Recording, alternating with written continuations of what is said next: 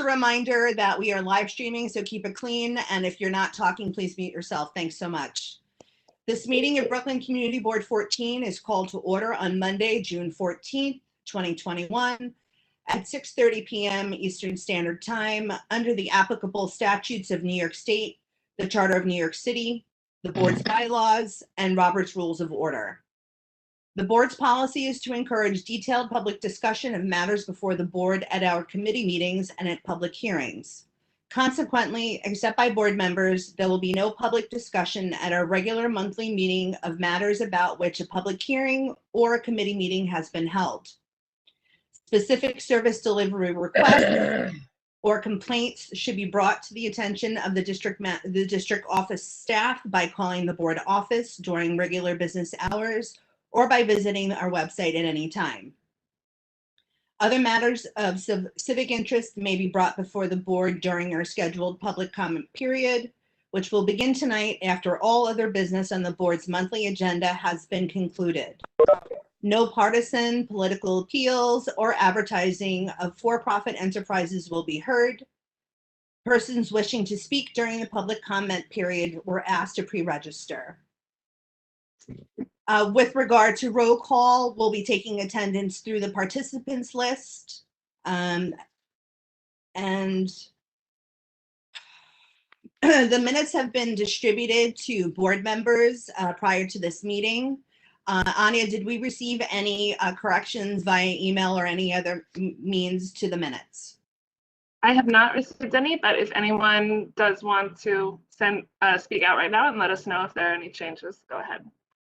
Yes, please let us know if you have any changes to the minutes. Seeing none, do I have a motion to approve the minutes of the May meeting? So moved. Do I have a second? Second. Thank you.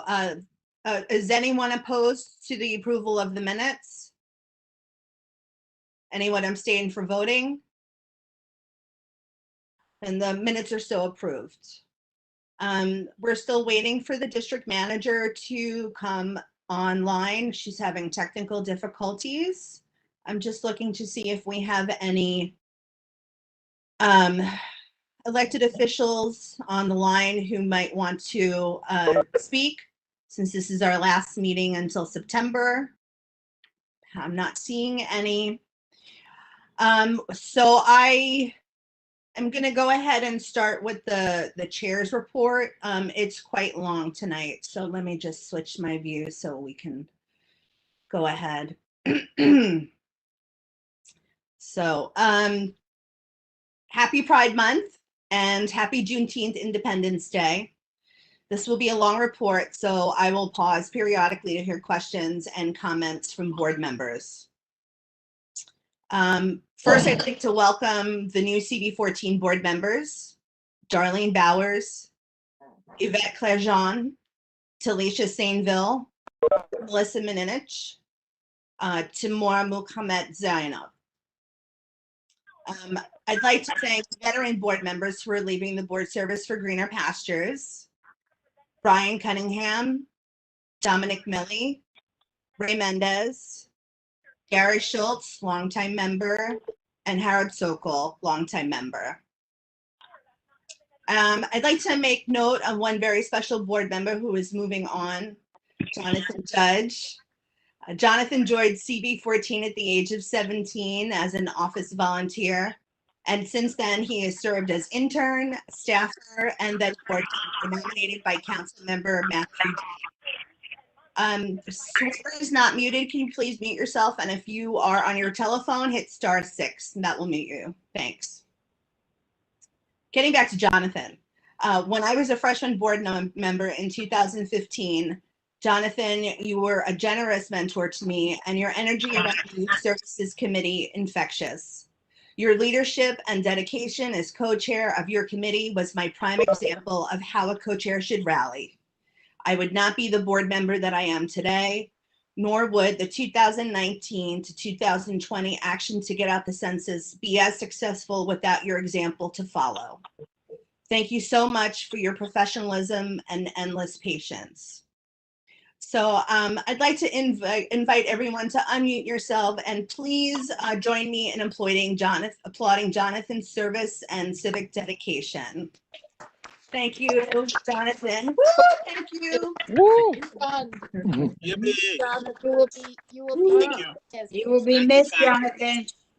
Thank you. If I may, Madam Chair, as the last time I get to invoke personal privilege. Please go ahead. I make a motion for a speech, Jonathan. Let's go.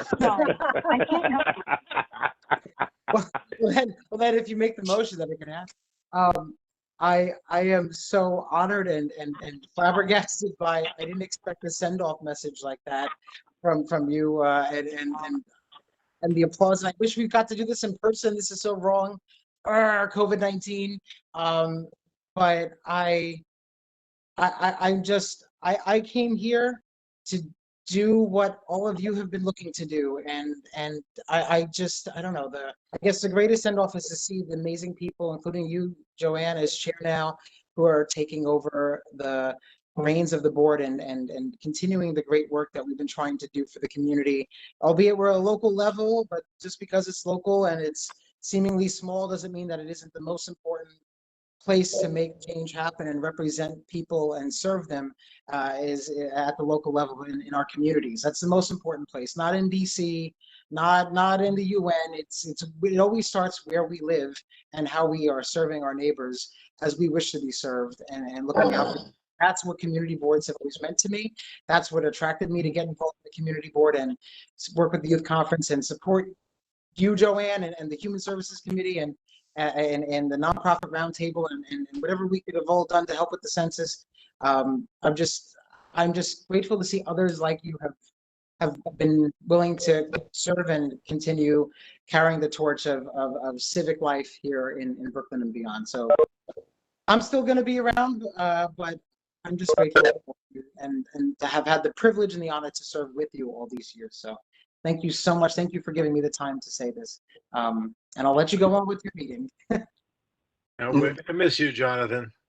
If I could chime in, I know Jonathan from our college days. So, and I you know, he came to my wedding. So I'll miss your presence, Jonathan, a little more so. Thank you, Boris. Thank you, Jonathan. And just a little teaser, Jonathan will be staying on as a public member of the Bylaws Committee until that job is completed, and we thank him for that dedication. And his organizational knowledge is just so superb, and he's just been a real asset to that process. It just highlights everything he's done for this board and our community. I'm gonna move on with my lengthy report. Joanne, if I could just, it's Joe Dweck for a second. Sure, go ahead. I just have to say that Jonathan is unique in the city and unique in the history of this city. The effect that he's had on hundreds upon hundreds of lives is extraordinary. He took something from nothing and he built people up. He's unbelievable, and there's just no words of praise that I can.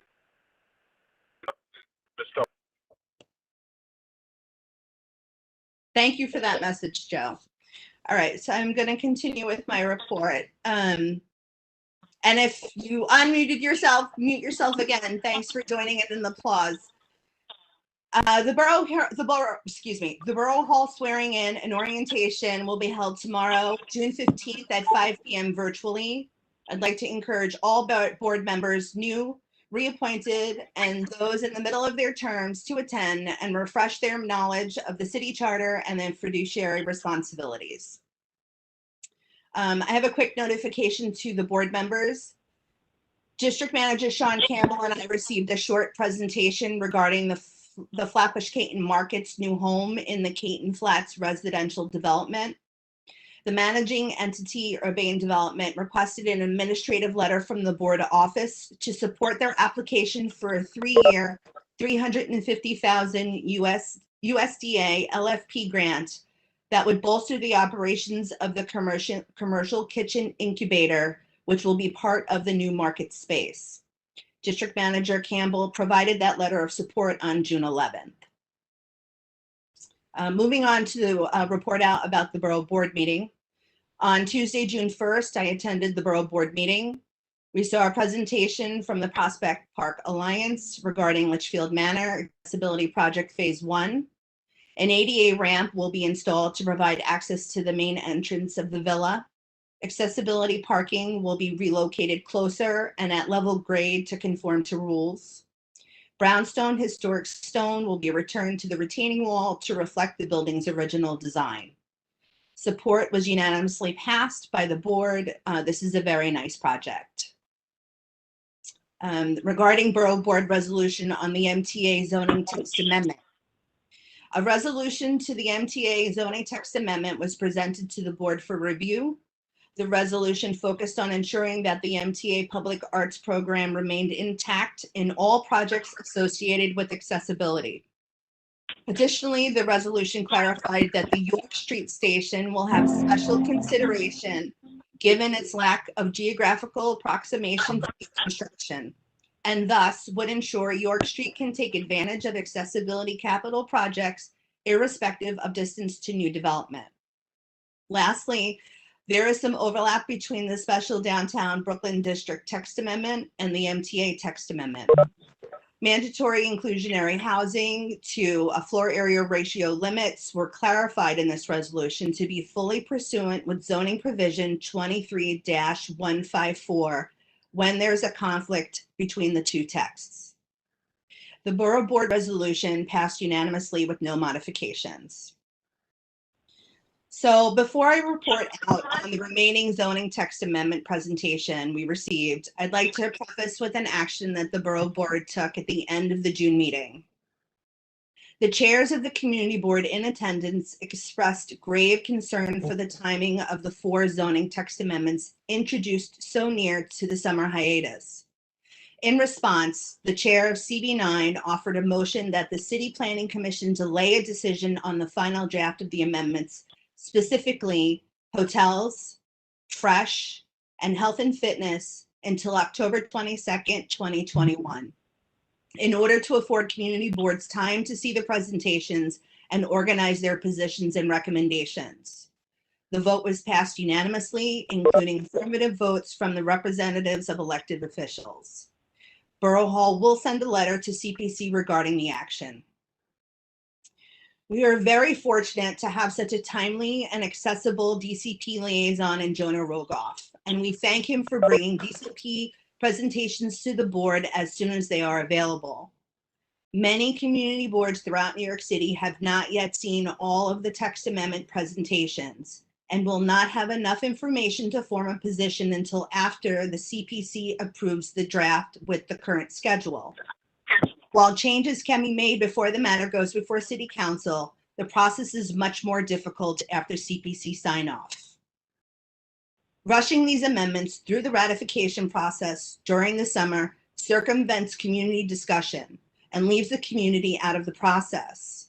While we understand that the pandemic recovery is paramount to the current administration, and most of these texts are given to promote recovery in the hospitality, real estate, and adjacent sectors, community members have a nuanced feedback that will make these zoning changes stronger, even if it takes more time. Our community deserves to have ample time to consider these matters, and I view leaving the community out of the process as a warning signal that community input is being significantly undervalued. So the following text amendments were both on the Borough Board agenda and were presented to CB14 at our June 10th Community Environment Committee meeting. You can rewatch that committee meeting on our YouTube channel. So I'd like the board to consider the following text amendments for discussion or questions. The first is fresh expansion zoning text amendment. The food retail expansion program to support health, otherwise known as Fresh program, was initiated in 2009. Additional community districts will be added to the Fresh program in this text amendment based on a 2018 reevaluation of the program. To curtail development abuse, bonus FAR was reduced from 20,000 square feet to 13,000 square feet. Fresh developed markets will now only be required to carry 60% of selling space to foods, down from 80% in the first iteration of fresh. 35% of those foods would be perishable and 25% non-perishable. CD14 was not part of the original cohort of districts in the first iteration of fresh, nor was the program expanded to CD14. New development would only receive tax incentives for adding a supermarket to new development in this district. So at this point, I'd just like to pause to hear questions and comments from board members, so we might garner a position on this item. Go ahead and raise your hand if you have any, and if I see none, I will make a few points and then move on. Okay, seeing none. Oh, go ahead, Carl Henry Cesar. Thank you.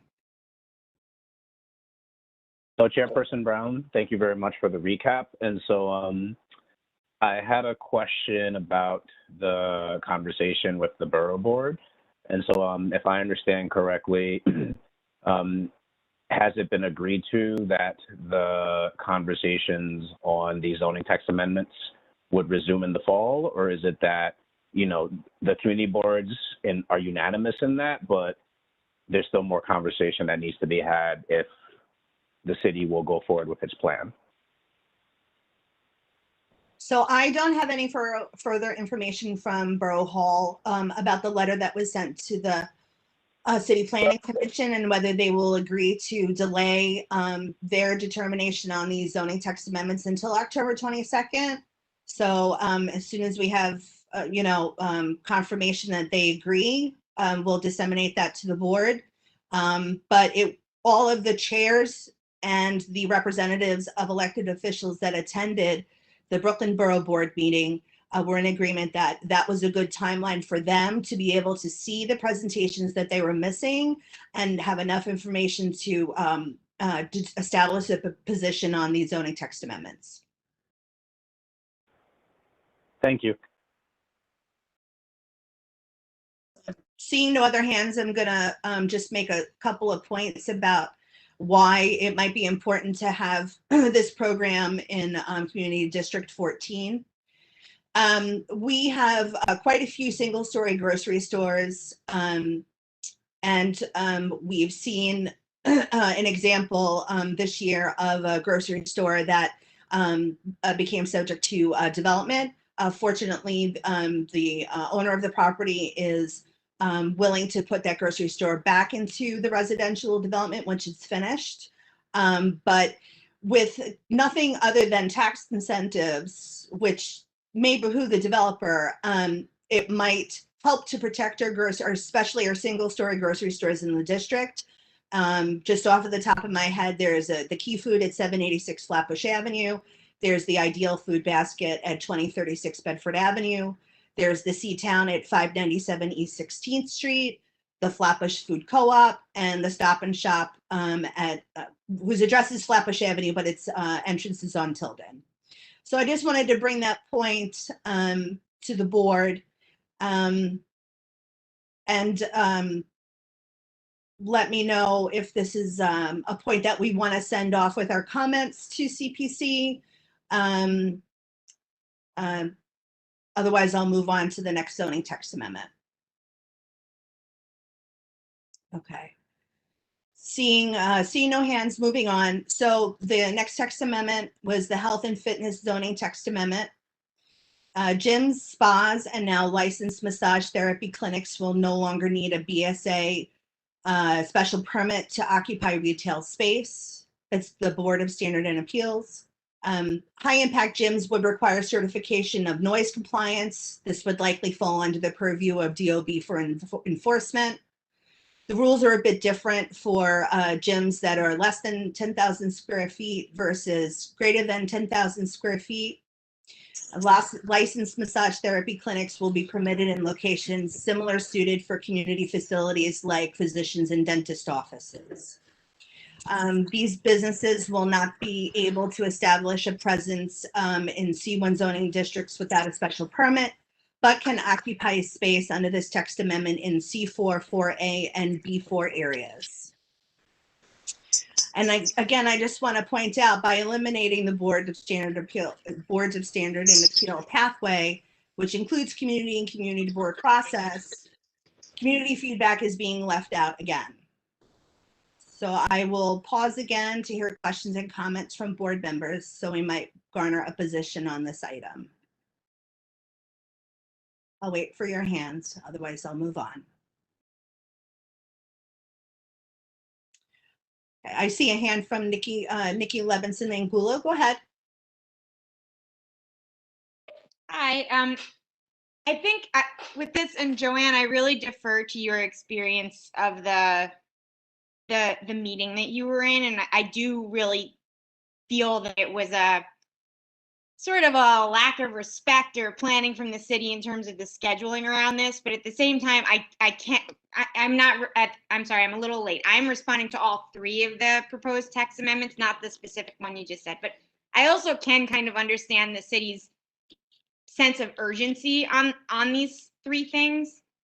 And I just wonder if there was any discussion at that meeting about, instead of having the conversation be like, the city didn't plan properly, they're not involving us, sort of saying, what can we do as community boards that's maybe outside of our normal schedule, given the extreme unusual nature of just the pandemic, the fact that these text amendments really could help a lot of merchants and businesses maybe when they most need it, and that waiting for 3 months is so long. So I was just wondering, was there any consideration of, instead of asking the city to change, maybe community boards considering holding the whole city being like holding a special session or something like that? Because I do kind of understand where the city's coming from with the urgency of it, and then but at the same time, I do see that it is clearly a lack of.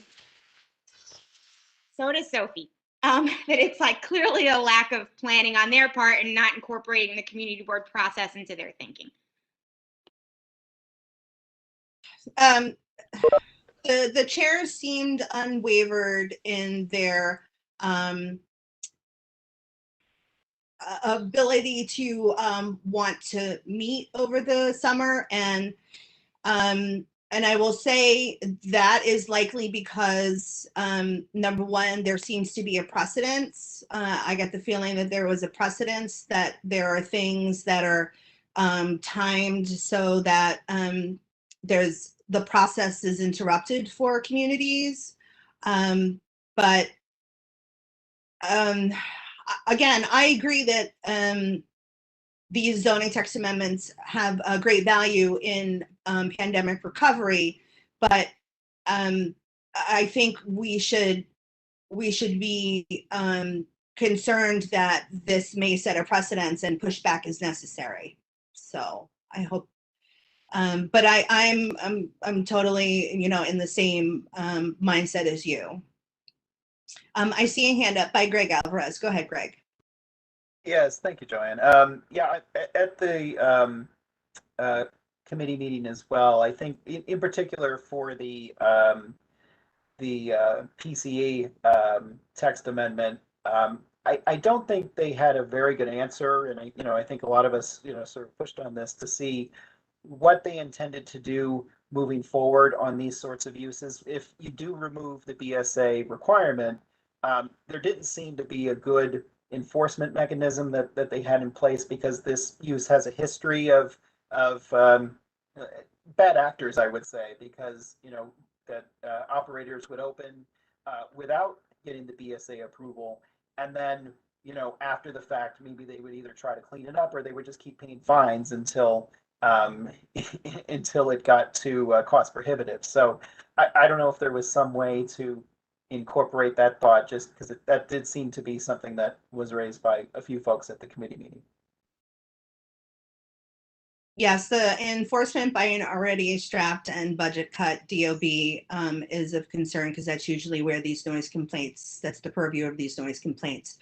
So I've made a note of that, and we'll put that in in the feedback that we send over to CPC. Thanks. I have a hand up from Glenn Wallen, please. Thank you. Just very quickly, I'm always on the side of community boards being in the middle of these things, so we have some amount of say and influence. And anytime they are looking to speed things up and circumvent that, will never get my approval. Thank you. Thank you, Glenn. I see Florencia Chang Agata's hand up. Good evening, Joanne. Thank you, Madam Chairperson. Good evening, everyone. I just wanted to ask for clarification on the aforementioned statement in regards to the food stores. Are they being in danger of being replaced? Was that, I just need clarification. I wasn't sure on what was being said. Thank you. Right, not to cause any panic. I was just pointing out some of our single-story supermarkets that we have in this district, and that if the land became speculated upon, there's no real good incentive for a grocery store to be replaced. So no panic. There's nothing being brought to my attention. I just wanted to point that out as a one case scenario that we should be concerned about. Okay. If that occurs, then what can the community board do? Well, I think it depends if the development is as of right. I mean, it's hard for me to say because each parcel would have a different zoning, and I'm not the expert. We would have to go case by case, but I think at this point it's just to recognize what kind of stock we have in the district, and to think about that stock and safeguard that while these text amendments are coming through. Okay, thank you. Thank you. Gregor, you have your hand up again or no? Oh, no, I'll take it down. Thank you. Okay. All right. So I'm going to go ahead and move on with my very lengthy report. It's just going to be record shattering. Okay. And the next was the hotel zoning text amendment. I previously reported out to the board on this matter. I am reintroducing this item as it was presented to CB14 at the June 10th Community and Environment Committee meeting. So this zoning text amendment will create a consistent framework for hotel development through special permit. It was initiated to help hotel and tourist industry recover. Some data, 146 of 705 hotels have closed secondary to the pandemic. That's 42,000 rooms, 197,000 jobs, mostly in Manhattan and in the luxury market. C4 commercial areas will be subject to special permit. So how does this impact CB14? We have a C4 district on Flatbush Avenue. We have a C4 4A district at the junction and Avenue J, and we have a C8 district at Coney Island Avenue. So these were the areas that our liaison, Jonah Rogoff, pointed out where this zoning text amendment would apply. In the original text, the hotel, in the original text before this amendment, a hotel that had fallen into vacancy would have 2 years to reestablish its original purpose. In this text change, the hotel operator would have 6 years to reestablish business. And then special permitting does not apply to hotels constructed or converted to house people experiencing homelessness. So at this point, I'll pause and hear questions and comments from the board so we can garner a position.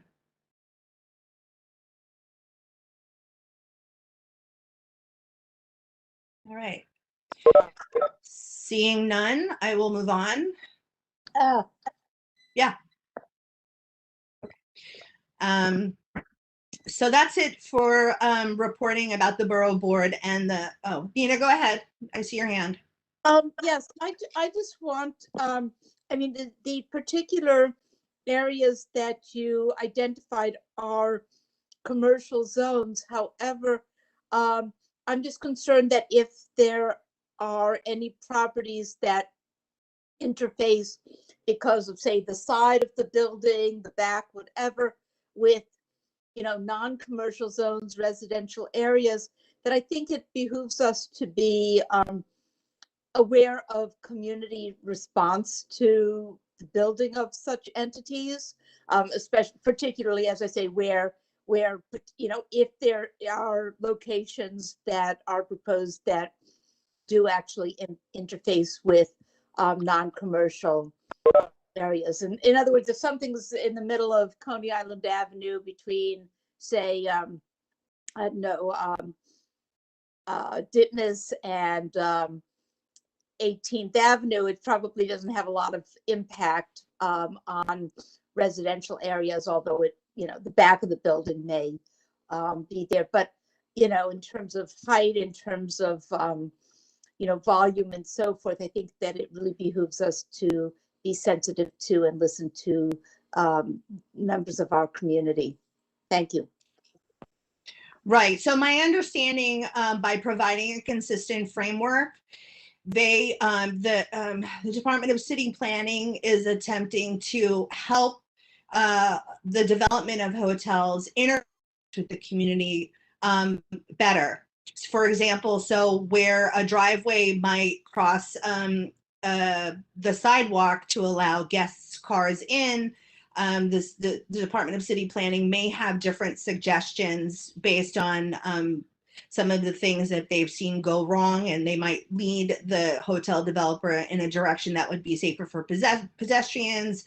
And so it sounds like with this text amendment, they want to avoid hotels being built as of right without input from city planning on some of these more complicated issues. I see a hand up from Deborah Valentin. Yes, my question is, you mentioned that it's 2 years, and then with a hotel, it would have 6 years to rebuild.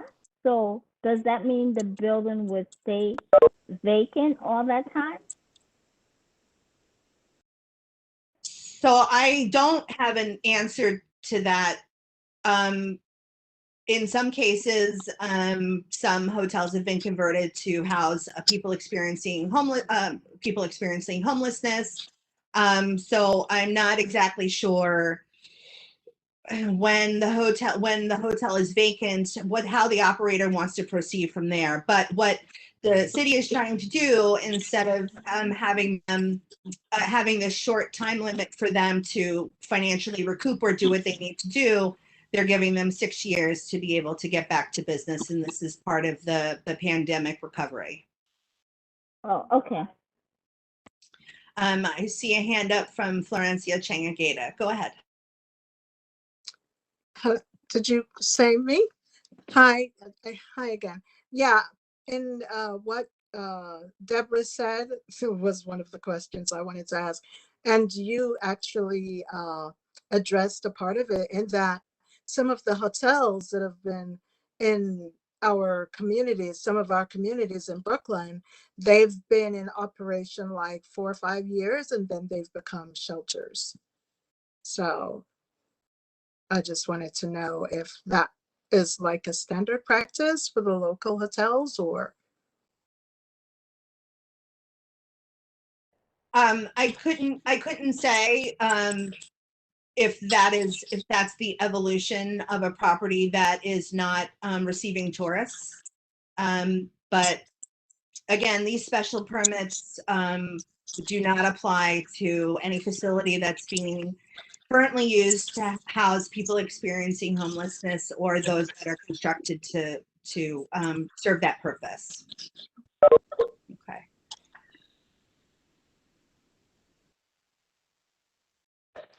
So I'm going to go ahead. Oh, Barton, I see your hand up.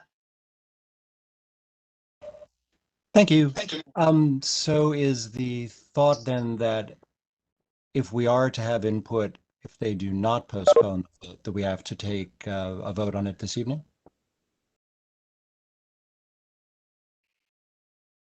So it was my hope to hear your feedback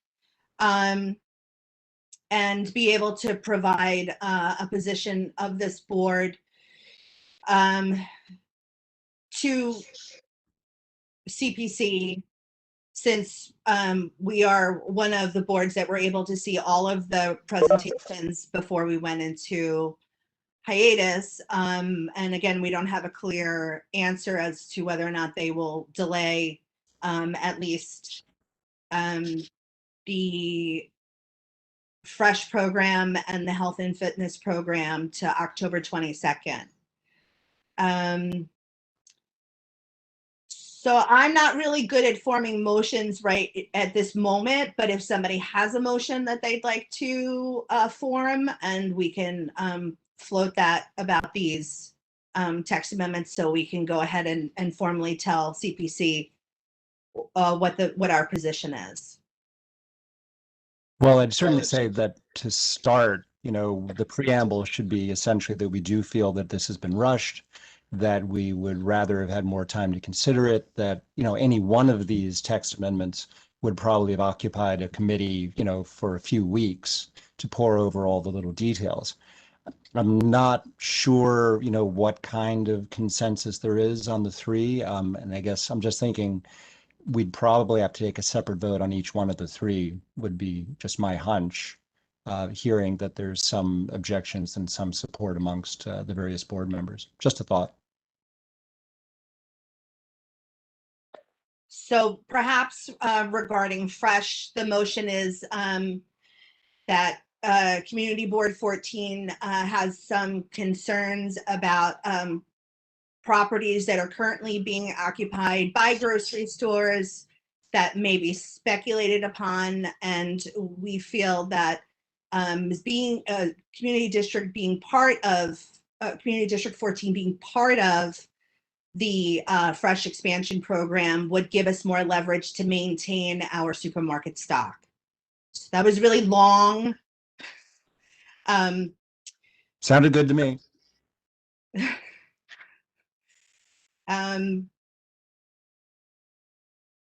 Is there somebody that wants to second that motion as a position? Second. Okay, so we'll put that into, oh, sorry. So is there anyone opposed to that motion? Anybody want to abstain from voting on that motion? Okay, so hearing none, we'll simplify that a little bit so we can get a pointer across that we would like to be part of the expansion so that we can preserve our supermarkets even if they become speculated by real estate developers. Okay, look, I just simplified that. Okay, so I feel like we didn't have any comments on the health and fitness other than enforcement, and what is the mechanism to enforce noise and other complaints once the business has been established under this text amendment. So since I'm talking, I'll put forth the motion that Community Board 14 is concerned that of the lack of mechanism for enforcement, and that even without budget cuts to our city agencies that do such, noise complaints and other complaints of quality of life are notoriously hard to enforce. Does that sound good to everyone? I'll second the motion. Okay. Sounds good. Okay. Agreed. Anyone opposed to that motion or opposed to this as a resolution? I would just propose to incorporate in there our continuing objection to the time frame here, and to say that it should be pushed off if at all possible. Oh, I'm gonna write a whole thing about that. Okay. All right. Fair enough. That'll be, as you said, the preamble to all of this is exactly what we expressed at the borough board meeting. And yes, Chair, if I may just say, is it also possible or too awkward in this resolution to add something about an ongoing reporting from any of the agencies to the community board?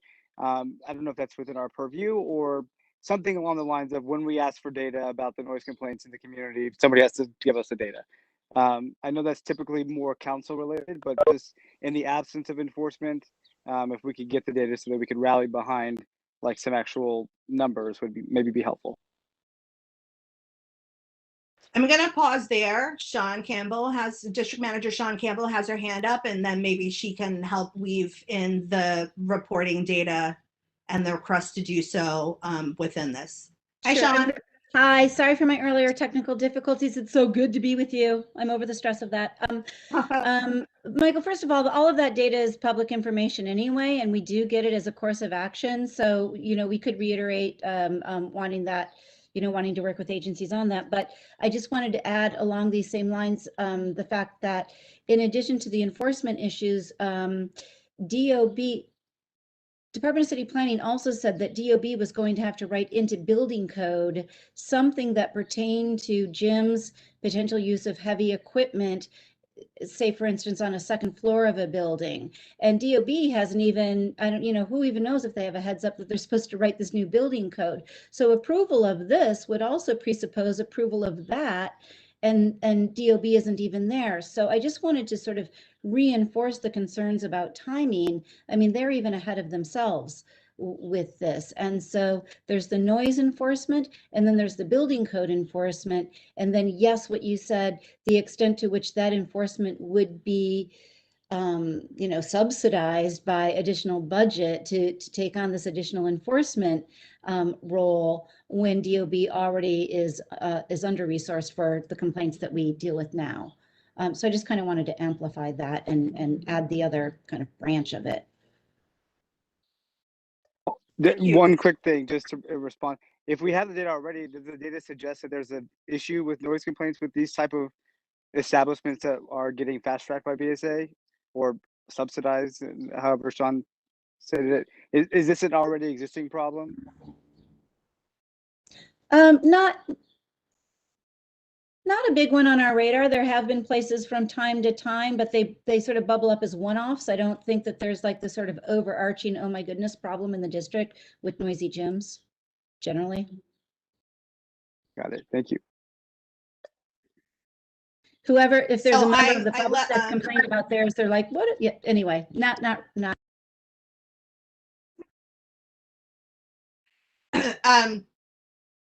So I lost my train of thought. Oh, so I hear you, Michael, with your suggestion to have some kind of impact statement perhaps over time, and how not using the BSA pathway has impacted complaints about. I mean, I think, yeah, you could pull it. I don't mean to interrupt you, but like since Sean said the data is already there, I'm happy to withdraw. No, we're going to put it in the comments that we send to them for sure, because it's definitely worth looking at. So I left off with that if anybody had was opposed to that motion, I heard none, and then if anybody was abstaining, and I heard none. I see that Deborah Valentin has her hand up.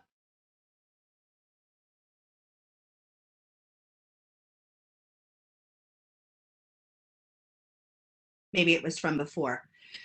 Okay, so we'll put that in for that health and fitness zoning text amendment, those comments. And then the last one was hotels. What I heard from the board was concern about the length of time in which a building could remain vacant, or vacant in the sense of not generating any tourist business, and how these buildings will be maintained, and will they be converted for other uses such as sheltering people experiencing homelessness. So I guess what the motion would be for CPC to clarify what a vacant property looks like, or what a vacant hotel looks like once constructed, and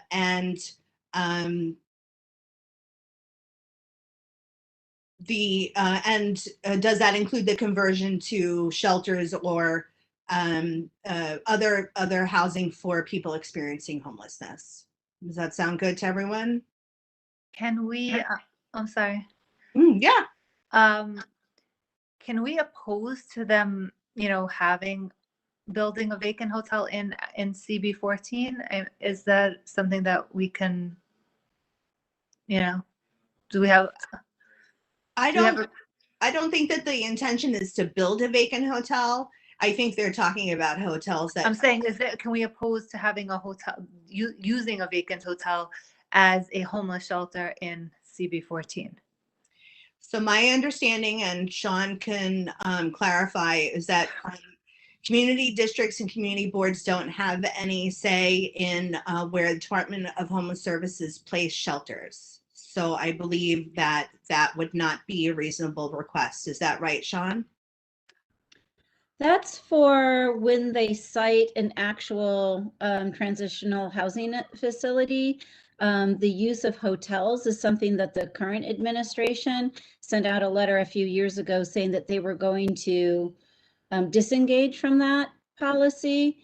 So they were trying to not use hotels to shelter people experiencing homelessness, but then COVID happened, and because New York City is mandated to provide shelter on demand, the city sometimes just scrambles to find space. So I think we could say it all we want. I just don't know, there will be a new administration in January, and we just don't know what their position on that is going to be. So if we want to iterate a concern about utilization of hotel space in the district for that purpose, we could certainly say it. I don't know if the zoning text amendment, well, yeah, it's fine to say it. But what you're talking about, Joanne, is when they build a shelter, they don't accept community pushback on the location. Okay, so can we And we draft don't something? have any hotels right now that are being used to house people experiencing homelessness in the district right now. So could we keep it, like, could we write that that's something that we're concerned of, that we don't want that to happen? So we can add to the motion that the board has concerns that properties that are not financially viable as tourist accommodations may become shelters for people experiencing homelessness. Okay. So I have a million hands up. Because I want to hear what they have to say before we vote on that motion, okay? So let me, Glenn, you have your hand up. Thank you. The way you just stated it, I might be willing to go along with, but anytime a business goes out of business, nobody wants to have their property vacant for any length of time. They want it to be utilized in making money or sell it. And since the issue is whether or not we want to leave the 2-year time frame to reinstitute it as a hotel or give them a little bit more time to 6 years, seems to me a reasonable thing. It doesn't mean that they're going to intentionally leave it vacant. They're going to be occupying it however they choose as soon as possible. So I don't see that there's much going on here for us to comment on. If you want to add that language you just put in, it's fine, because it doesn't really carry much weight in terms of what's going to actually happen. But I wouldn't object to adding that language. All right, thank you. Barton, you have your hand up. Yeah, actually, I'm going to go back to something Glenn had said at the last Lunch and Learn, which is that we as a board should probably start assembling sort of general ground rules of what we believe, a direction for this neighborhood that benefits us all would be. And this could be part of that discussion, but frankly, I think it's a significantly large enough issue that by just sort of putting something out there tacked on to this particular vote, I think gives it short shrift, and it's something that we need to consider more thoroughly at a later date. Thanks. Thank you for that. Carl Henry Cesar. Yes, thank you very much, Chairperson Brown. Hindi, I have a question for you. So in regards to the potential, of a hotel maybe being, what's the word, I guess, used for, housing homeless people or people in transitional housing, my question for you is, I guess, what are some of the concerns that you have if something like that were to take place within Community Board 14? Okay, so some of the places that it's happened where that they've done that in the city, there's been a increase of drug use and just not a good. I mean, there's people outside, homeless people. They're hanging, they're loitering around the streets around that area and causing more crime in those areas and just like kids have been there's been reports. I mean, I've been watching it all summer, and there's been reports of it's not a good situation for kids, like people exposing themselves in front of it's just like a dangerous situation. Like I sort of don't. It's not something that I want to bring into the neighborhood. Because obviously we care about the homeless people and we want what's best for them, but we don't necessarily want it next to where we're living. All right, thank you for sharing. Melissa Minich, you have your hand up. Thank you. Go ahead. Thank you. Yeah, I would actually be very much against adding on something about not having shelters or not utilizing hotels as shelters. And I could say a lot of places that happens, it's not that they're being used as permanent shelters, they're actually being contracted out because the city hasn't built enough. And they're turning the tide plan from many years ago. At this point, they were scheduled to build 90 new shelters in 5 years, and that has not happened. And in our city is unique in that there is this right to shelter that everybody has, and that's definitely fallen on hard times during COVID. That's failed. It's been a huge failure of our city. And I think that where there's vacant space, we should be using it in the time that it's vacant. I would love to see a vacancy tax myself, but that's not something that currently exists in the way that we can really be benefiting. And I think that in our community board, in our district, if we can be utilizing vacant spaces for good, then we really should. Thank you for that. Sean Campbell, your hand is up, and this will be the last question on this before we vote so we can move on.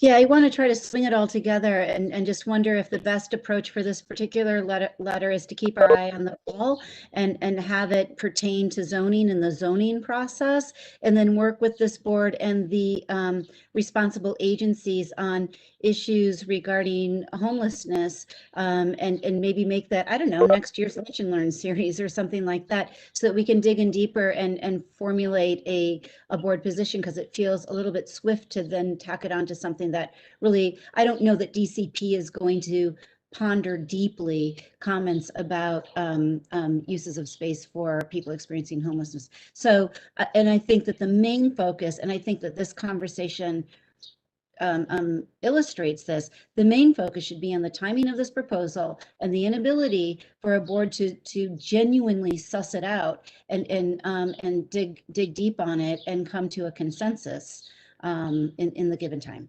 Thanks.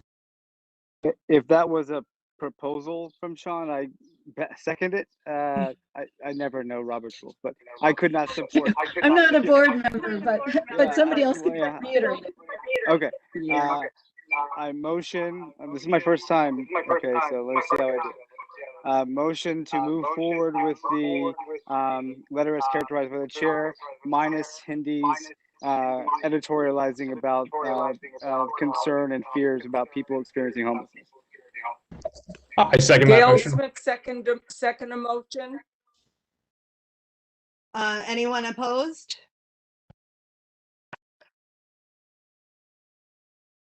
Anyone abstain from voting? Oh, Anne, you have a hand up. Are you voting or are you commenting? Because we have to move on. I'm voting. I abstain, please. Thank you. Okay, thanks. Sorry. All right. So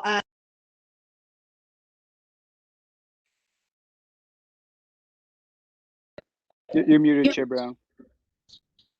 Joanne, you're on mute. Yeah, Joanne, you're muted.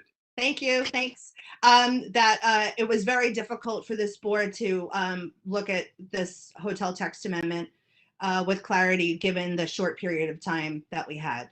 So we'll clean that up real nice. All right, my last very quick item is to call to motion to form a committee as a whole. The board's position with respect to meetings and public hearings on issues and/or actions which may require a vote during the summer months is to hold these items over to September.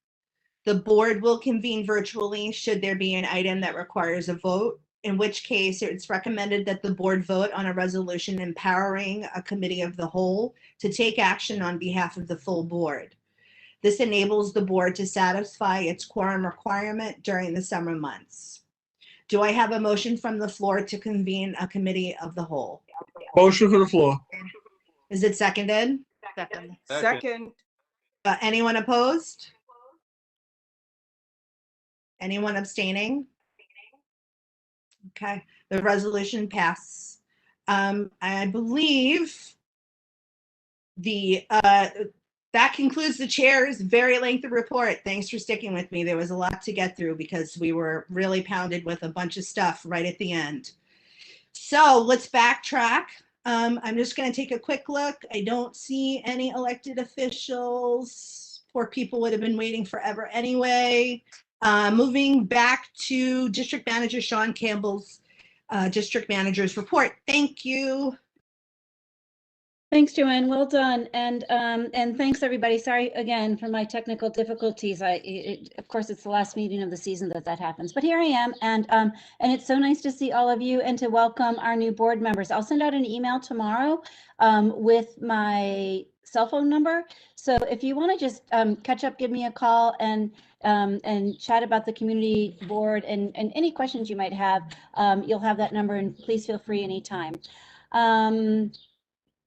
I want to, since it is the last meeting of the season, I just want to thank board members and especially the staff as we sort of struggled through a difficult year, holding these meetings in a whole new way. Your patience with the platform and with us is really greatly appreciated, and we'll see what next year brings us. It might be just meeting in person. We're looking into doing hybrid models, so people can choose their own adventure, and we'll certainly keep everybody posted over the summer on how that's going to unfold. Also, many thanks to our community members who were patient with us as we worked remotely and for continuing to bring issues to our attention since we weren't out there as much, and being our eyes and ears and following up with us. And please keep doing that. Even when we return to the office, we really depend on all of you and appreciate being kept in loops and made aware of what you're seeing on the ground. Our final Lunch and Learn will be this Thursday, and that's going to be a community conversation. So for those of you who attended previous Lunch and Learns, and for those who want to just view them on YouTube, because they are all pretty interesting, please come and join us and throw in your 2 cents, ask any questions you might have. If we don't have the answers to them, it will be a fun thing to explore and find out. And as we work together to really put together a picture of how we see our community in the future. We also will be working still on our Youth Leadership Council. Over the summer, we're going to have a meeting with them sort of in-house on Thursday, June 24th at 4 o'clock on WebEx. So if committee members or committee chairs want to join that meeting and talk about their committees and just hear what our Youth Leadership Council members are interested in, send us an email and we'll get you a link. And then we're trying to plan some municipal site visits over the summer. So I'm trying to work something out with DSNY to go to the transfer station, and maybe a preview of coming attractions at the Caton Market and stuff like that. So if any of you have any suggestions or contacts in the community or even beyond of locations of municipal interest that you think would be interesting to our Youth Leadership Council members, please also bring that to our attention. And with that, I don't know where we're at in the agenda, but I'll turn it back over to Joanne Brown. And thank you all very, very much. Keep in touch over the summer. Joe Dweck had his hand up and now it's down, but I'm just gonna keep moving the agenda forward. This moves us to reports from topical committees. The first committee to report is Youth Services.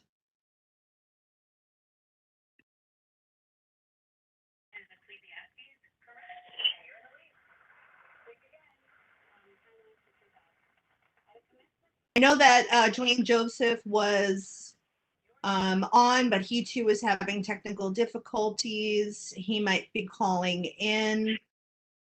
It's *6 if you want to unmute yourself and you've called in. Hello, everyone. I don't know if you can hear me. Yay.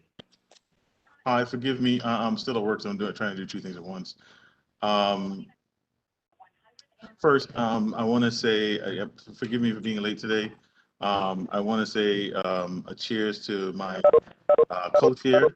Seems to be great advisor in his role as a public representative of the board, Jonathan Judge, for all of the help you've it's helpful that you've been over the last couple of years in guiding me through this. I appreciate you, Jonathan. I don't know how I'd have gotten a lot of this stuff done without you, and I look forward to being able to keep in communication with you as we move forward. And forgive me, I might give my board my report now. Because I was having some technical issues, so I'm assuming I'm giving a report. Yeah. Yes, okay. you're giving a report. So I thought y'all just let me talk. So our report from the youth conference is that it went off very well. It happened very well. Thank you to the board. Thank you to Sean Campbell. Thank you to Anya, William, and all of the other board members that participated. We saw, I believe it was 200 kids registered and participated in the event. We had somewhere near, I think, 30 or 40 organizations that participated. The feedback in general was very, very good for a first run virtually. And we hope that next year we could do it in person, but if we don't, I look forward to doing it virtually again, and maybe doing some other events virtually as we move forward. We did have a few pain points with some technical stuff, but we worked through that like we always do in Community Board 14. We just find a way to move it forward. And again, thank all of you board members that participated. Steve, I think Nina was on. I know Ann Godette was on. The young people really appreciated it. We got a lot of really good feedback from them. So thank you so much to everybody for helping out. I don't think there's much else to add for the report from the youth conference. We look forward to doing it again next year. I'm going to drag Jonathan to participate in it no matter what. I'm going to find you, Jonathan. I'm not the fastest person in the world, but I'm going to chase you as long as I could chase you. But again, thank you so much to everyone that participated. And Jonathan, I don't know how I'm going to do this without you next year. I know I'm going to find a way, and Sean and Anya and William will find a way to get it done. And like I said, I'm going to chase you down. I'm going to shackle myself to you at some point. And I'm a big dude, so you can't run away from me that much. That concludes my short brief report. I just wanted to really, thank Jonathan for all his support over the years. Even before I became a co-chair of the Youth Service Committee, he was always open to offering advice and being an ear and a shoulder to lean on. So I thank him for it all. I hope you come back in 2 years and be a board member again. I'm putting that out there. But thank you very much for everything. And that concludes my report for the Youth Service Committee. Thank you, Dwayne. The youth service conference, the youth conference was really great virtually. I was doing a whole room by myself. Next topical committee is from Public Safety.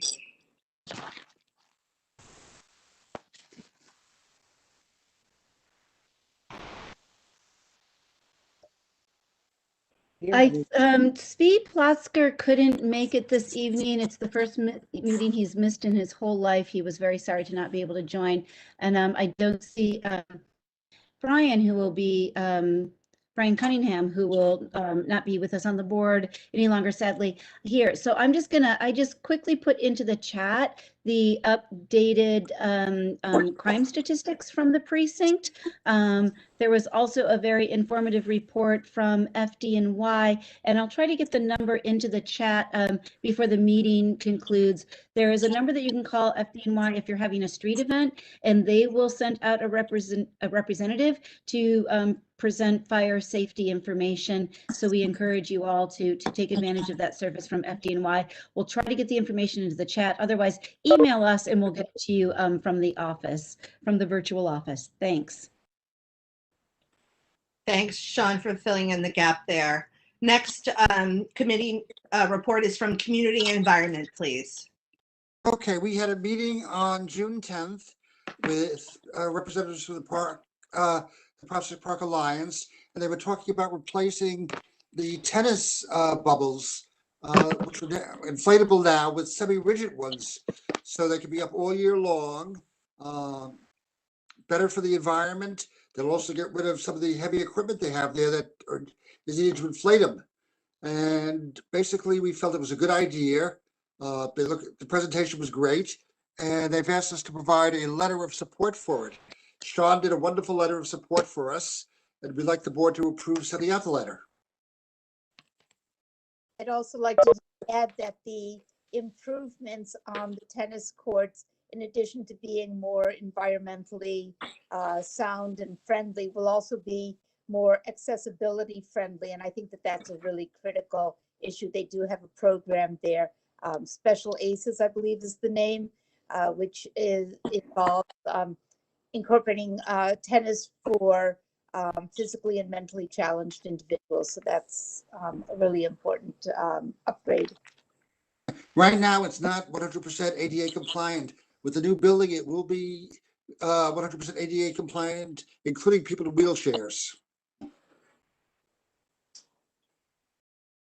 So the motion, I guess, would be to for the board to approve the letter from the committee, from Community and Environment, on the renovation of the tennis courts to become all season with rigid bubbles. Yes? Semi-rigid, yes. Semi-rigid, sorry. And Joanne, Glenn, and Steve both have hands up. I don't know why I can't see this. There we go. Thanks for that. Glenn, go ahead. Thank you. I just wanted to add that it also would allow for the tennis courts to be available a number of weeks in the spring and the fall when they're normally taking down and putting up the temporary, current temporary structures. So the 11 tennis courts become available something like 10 or 11 additional weeks during the year. So I am for this idea. Thank you. Thank you, Glenn. Is there, do I have a second for this motion to? A second. I second it. I love it. I think it's a great idea. Okay, anyone opposed to sending this letter of support to, about the renovation of the tennis courts? Anyone abstain from voting? So the letter is approved to be sent. Thank you very much. Next topical committee, education, libraries, and cultural affairs, please. Thanks. Oh, yeah. Were you saying something, Joanne? You just went on mute. Yeah, because your hand went up again, and I was like, you just lost the whole thing. Well, my hand was up because I wanted to ask a follow-up question about public safety. So should I give my report? Should I give our committee report first, or ask the public safety question, or have we moved past public safety and I should just deal with it another time? It was a brief question, just ask Sean, since we didn't really have a presentation about it. Okay, yeah, I think I just had something else, so I was only at portions of the meeting, but just looking at the ComStat numbers, they actually look really good for that week and the 28 days comparison. So I was just wondering if, you know, in the report that the 7th precinct gave, if there was anything about, you know, if there's a reason for recent improvement, if there's thinking that, you know, it's noise, or, you know, if there was any discussion regarding that, because, you know, especially looking at the shooting numbers, they're down compared to the 28-day comparison. And you know, there were 0, I guess, in the last 28 days compared to, you know, numbers earlier. So and it looked like numbers were down in a lot of categories. So I was just curious about that. I don't know that that was that there was editorialized. The comments about shootings were that there's, you know, they're still up. The 28-day period comparison notwithstanding, but overall from year to year, and you know, and that's a serious concern in the precinct. And the precinct has engaged. This is important to mention. The precinct an organization called Drum has a contract to work with the precinct and inner community on violence disruption, and they offered to set up a meeting with the Public Safety Committee and them and Drum to talk about the breadth of their services. So we'll follow up on that and keep everybody posted. Thank you, Sean. Thanks, Sean. So Steve, you can go ahead and report on your committee. And Carl. Okay, so yeah, on behalf of the Education, Library, and Cultural Affairs Committee and co-chair Carl Henry Cesar, I'll give our report this evening. We didn't have any recent meeting, but to sum up, there was a community town hall regarding PS 217 with the School Construction Authority, actually right before our meeting started this evening. So I think that was to basically update school parents and community members with regard to the status of construction that's been going on at PS 217. So it was a meeting that PS 217 Principal Bonilla facilitated. The update, I guess primary part of the update, at least that I gathered, was that construction on the school is anticipated to conclude in October. The School Construction Authority anticipates substantial progress to be made during the summer months.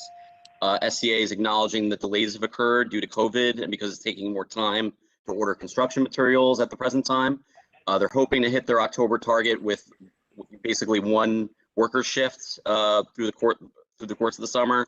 But they'll, you know, if they need it, they'll consider adding a second worker shift if needed over the summer to hit that October completion target.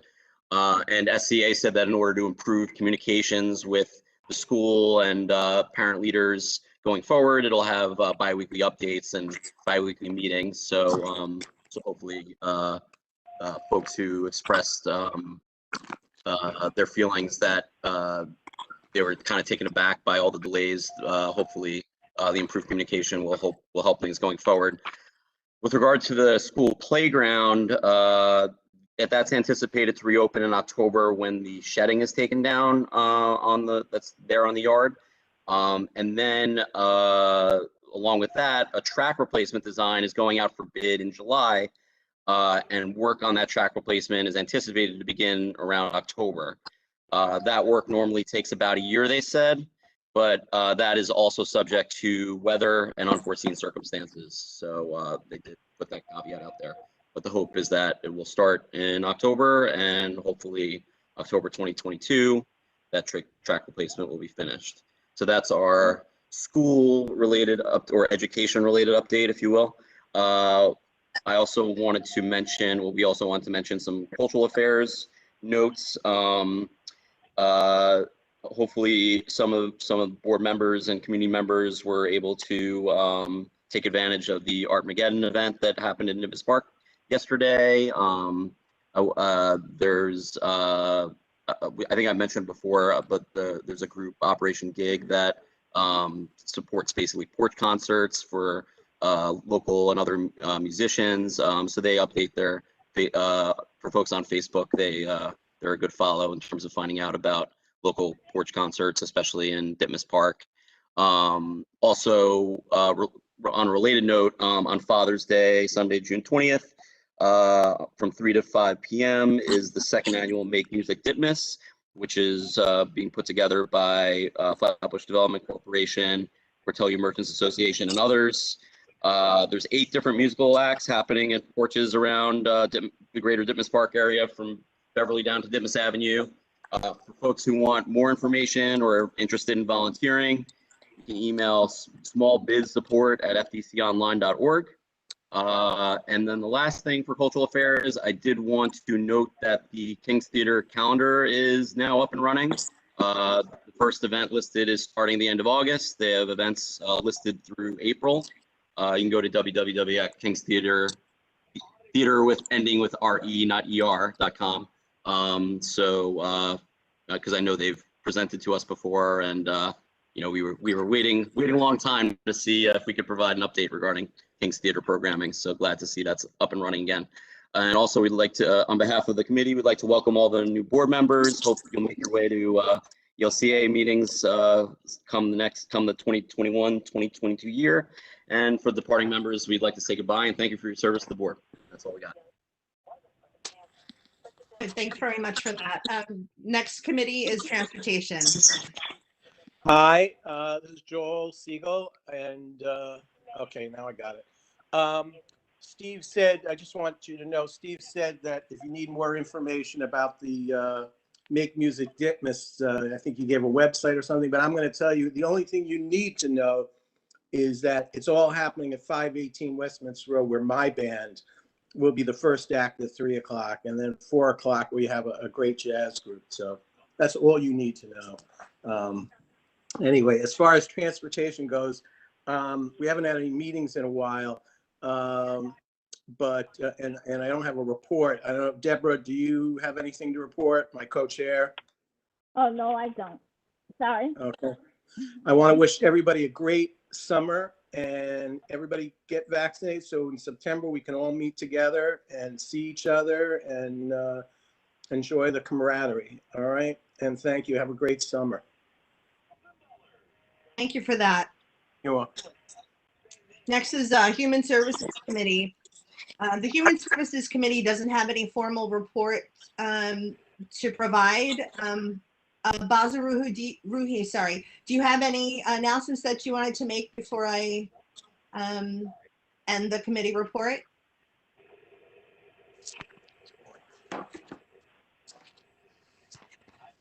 Okay, hearing none. The Human Services Committee report is complete. And moving on to our ad hoc committees in the agenda, we have a report from the Bylaw Committee, please. And that's me again. Hello, everyone. The Bylaws Committee, we met on June 3rd. We are reaching the end of Article 6, which is about committees. We made a lot of headway discussing regional committees and topical committees at our last meeting. We're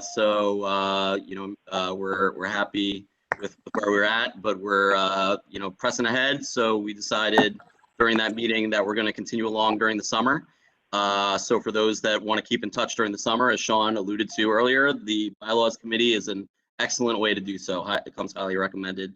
We're also relieved that Jonathan Judge will continue to attend until completion. And we hope that completion will be in or around September. And, we look forward to presenting to our proposed amended bylaws to the board at that time.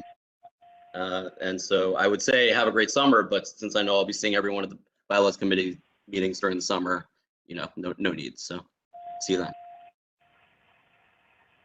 Thank you for that.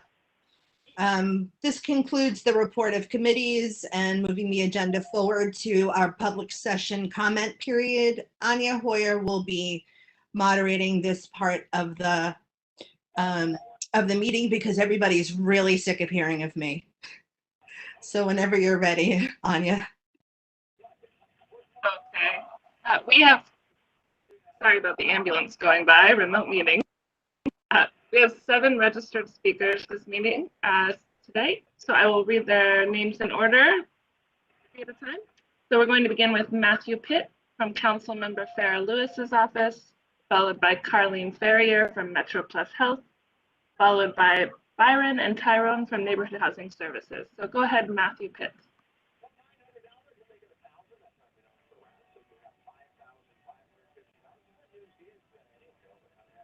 And just checking, I believe Mr. Pitt may have had to leave the meeting, so we will move on to Carlene Ferrier of Metro Plus Health, if you are with us. Yes, hello, can you hear me? Go ahead. Yes, hello. So my name is Joanna Bosquet. Unfortunately, fortunate for Carlene, she actually took a position with another organization. So I'll be now taking over her position at Metro Plus as the Assistant Director of the West Brooklyn team. I look forward to working with everyone. I am sad that Carlene did depart from us, but I am, happy for her future endeavors, and I look forward to working with all of you. As far as upcoming events, we do have our food distribution with Caribbean Equality. That'll be this Saturday at the Parkside Plaza, as well as at our office on Church, between Flatbush and Bedford at 2221 Church Avenue. We're working with Test and Trace, who have partnered with us to provide PPE to the community every Tuesday and Thursday as well. Alongside with our partnership with Test and Trace, we do get access to the vaccination vans. So if there is an event coming up and you would like for us to maybe put in a date for you, do reach out to us. We'd be happy to assist you with that. As far as other updates, as of now, President Biden did extend to assist more Americans with getting health insurance. So there's much more people, even with higher incomes, that now qualify for aid. So if you have any friends, any family members that need health insurance, do reach out to us. We'd be happy to assist them. My contact information is in the comments, is in the chat. Anya, just as a point of process, I did not read the opening remarks for public comment period. So is it okay if I just do that real quick? Please do. Go ahead. So this brings us to the beginning of our public comment period. Board members are expected to remain for the public comment period. Because we were meeting remotely, all speakers were asked to pre-register via email to the board office. Any member of the public who is not able to register in time can follow up directly with the board and staff, who will include appropriate announcements on the CB14 website. Matters of civil interest, announcements from public events are invited. No partisan political appeals or advertising for-profit enterprises are permitted. Service delivery requests should be brought to the attention of the staff by email during regular business hours. Each speaker will be permitted to speak for up to 3 minutes and may not receive additional time from another speaker. The board has an obligation to conduct its business in an orderly manner. Any person preventing the meeting from continuing will be muted and possibly disconnected from the meeting. The intent of the public comment period is to permit the board and community a chance to hear diverse perspectives on public issues. Accordingly, we ask that groups be represented by a single speaker. And we started this process about 7:55. Thanks a lot. Great. Our next registered speakers are Byron Todman and Tyrone McDonald, both of whom signed up independently from Neighborhood Housing Services of Brooklyn. I hope you'll permit them to make a comment together if needed. Go ahead, Byron and Tyrone. Sure. Thank you very much. I'll let Byron go first. Our program manager of home improvement Department of Neighborhood Housing Services is going to talk about the property management program briefly.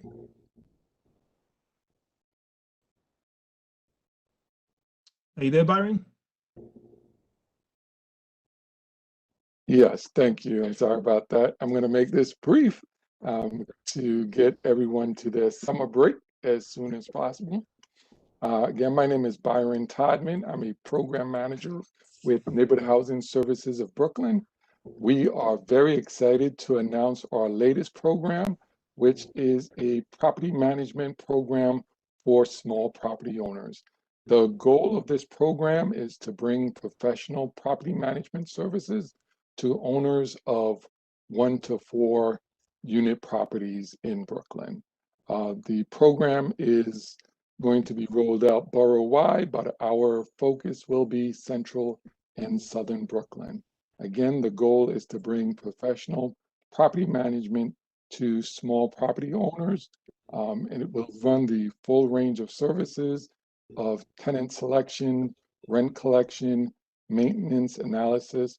We bringing the extra dimension of the services of neighborhood housing services, a community-based not-for-profit engaged in helping low and moderate income New Yorkers buy, keep, and preserve their homes.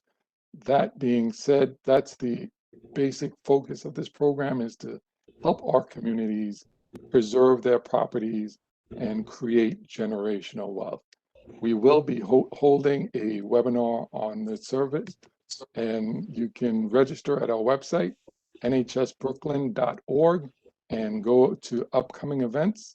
And it's our property management webinar, and it will be held this Thursday at 6 p.m. Tyrone? Yes, thank you. And just lastly, as you know, the Emergency Rent Relief Assistance Program has launched on June the 1st. There's 4 organizations in Brooklyn assisting people. NHS is not one of the organizations. However, we do encourage you, if you have any questions about that program, you need some guidance so you can navigate properly, you can be more than welcome to contact our office. At 718-469-4679. All right, and also we'll post the information in the chat. Thank you. Great. Our next speaker will be Nicole Ranger from OHEL, followed by Nancy Lulu from the Brooklyn District Attorney's Office. Nicole Ranger.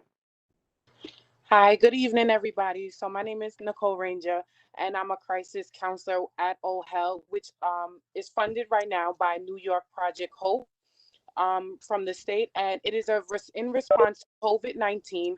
And I just wanted to make everybody aware of the resources that's available.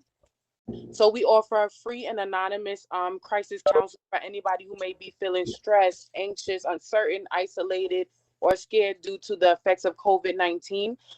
We do have a helpline set up for anybody who would like to call and receive short-term counseling. Again, it's free and anonymous, confidential. My contact information for the helpline is 347-675-1189. And I just wanted to get the resources out there that the state is offering for the community. We also partner with other organizations, community-based organizations, to offer resources if they're looking for housing or, information about food pantries if they're in need of food. So we're not just emotionally targeted. We also target the other areas of need that COVID has affected. Thank you. Thank you. The next speaker will be Nancy Lulu from the Brooklyn District Attorney's Office, please. Good evening. Hope everyone's doing well. First, I would like to extend greetings on behalf of DA Gonzalez to everyone. Just a couple of announcements. On June 10th, Brooklyn DA Gonzalez was in the confines of Community Board 14's district, where our office partnered with the Pakistani American organization for a food distribution in which we provided residents with groceries and information about programs and services we offer. It was lovely to be in the neighborhood, and it was actually a very nice day. Also, on May 25th, 2021, District Attorney Gonzalez announced a community-led safety initiative with the 67th Precinct Clergy Council, the God Squad, and neighboring clergy councils to curb gun violence in Brooklyn as we enter the summer months. Working together with community members, the NYPD, and faith leaders, the DA's office and clergy council will endeavor to provide support and guidance to at-risk youth and offer assistance in several high crime precincts to strengthen trust between communities and law enforcement as part of a holistic approach to reduce crime and breaking the recurring cycle of violence and criminal justice involvement. DA Gonzalez firmly believes in public safety and believe that public safety is a shared commitment and a shared responsibility. June also marks Gun Violence Awareness Month, and in Brooklyn, just in Brooklyn, we've lost too many lives to senseless gun violence. At the Brooklyn DA's office, we're pursuing a multi-tiered strategy to keep our community safe from gun violence, the gun violence epidemic that curbed our city. We are breaking up gun violence trafficking rings. We are vigorously prosecuting shooters, and we are working closely with communities to prevent violence and mediate disputes. We also provide resources to our young people and to gun violence survivors. And with that, I would like to conclude by reminding everyone with the Action Center's phone number. If there's a matter you would like to address with our office, please feel free to call 718-250-2340, and I could be reached at lulun@brooklynda.org. I would like to thank Jonathan Judge for his services. I only met you a couple of times in person, but I'm actually very proud of you, and I admire all the great work that you've done for the youth. And I would like to thank Community Board for allowing me to speak this evening, and thank them for the great work they do as well. And I wish everyone a very happy and safe summer. Thank you. Great. Our next speaker is Ed Powell for the 70th Precinct Community Council, and he will be followed by our final registered speaker this evening, who is Pincus Hyken from the Comptroller's Office. So Mr. Powell, please. Thank you so much. I just wanted to mention that the next meeting of the 70th Precinct Community Council will be virtual, and it will be on June 30th. Normally, that meeting of the Precinct Council is, involves a big summer break party and the whole thing. This year, we're going to be unable to do that, but we will do the virtual meeting. That's again on June 30th at 7:30 p.m. It will be via Zoom. And, if you'd like access to the Zoom link, just call our community affairs at 718-851-5557. If you don't get anyone, just leave your contact information, preferably your email address, and we'll see that the link is emailed to you, or contact the community board office. However, on Tuesday, August 3rd, we will be celebrating National Night Out Against Crime, and we'll be doing that in person at the parade grounds as always. I believe it'll be from about 6 p.m. to 9 p.m. Don't hold me to that time. Check with Community Affairs or with the Community Board for the exact starting and ending time. But again, that'll be at the parade grounds. You can use the entrance at Caton and Argyle Road. And finally, I'd just like to wish everyone a happy, safe summer, and look forward to seeing you when we come back. And our final registered speaker this evening is Pincus Hyken from the New York City Comptroller's Office. Go ahead, Mr. Hykens. Thank you, Anya. I just want to, on behalf of Controller Scott String, I just want to thank Sean Campbell and the new chairman, Joanne Brown, for giving me the opportunity for this past year and prior, always giving my message and updates from the controller.